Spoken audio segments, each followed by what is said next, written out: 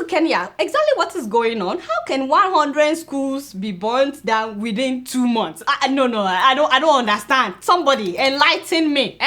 I've never heard of dormitory burning epidemic until now. They keep blaming teachers, parents, and the education ministry, but nothing is clear as to exactly why students are burning down their own dormitories. Apparently, students planned this unrest as a protest or distraction so as to get their way. But what is their way? What really do they want? What do they want? At this rate of school fires, next year's Form 1 admission requirement might include a fire extinguisher and a hose pipe.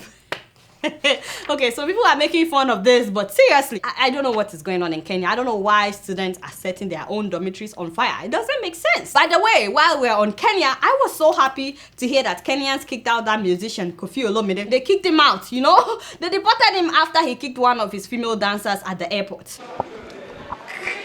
Kicking and even charging at the woman, who seems here to be one of his dancers in the full glare of the Kenyan police and members of his entourage. Really? A grown man beating a woman in public? In public? What does it do to them when no one is watching? The funny thing is, he would never do such a thing if he was in the US or in UK because he knows the law. Ooh, snap, my brother, try it. I'm glad that Kenya did not let him go scot-free, although I don't understand why some of those men were begging him in the video. My brother, we know you are a celebrity, but that doesn't mean you can treat people anyhow. The good thing is that after he was deported, Congo sentenced him to prison. Some said he was sentenced to a year, some said 6 months, some said 3 months. I don't care how long. The important thing is that it would teach him a lesson. But was he tried in court before the sentence, or they just sentenced him like that? I'm hoping others will learn that you don't treat people anyhow, especially women. We are not objects that you can kick around. See, this is why I tell women to learn karate. Hey, nobody mess with me.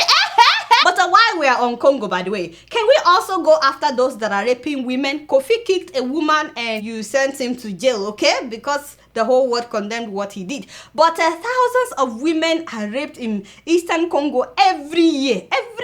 What else are we waiting for? And speaking of Congo, a few weeks ago, I told you guys that the Congolese president, that is Joseph Kabila, sentenced the main opposition candidate to prison. The man that is supposed to run against him, he sentenced him to prison. The man is actually out of the country when they sentenced him. So this week, one of the judges came out and said that she was pressured by intelligence service to convict Katumbi. She also said that the intention was to block Katumbi's bid to seek the presidency in the coming election. So the judge is currently in hiding because, of course, if you come out and say something like that, the president will come after you. But I'll keep you guys posted on what is happening in the Democratic Republic of Congo. You guys know I don't know much. Guess what? I'm just keeping it real.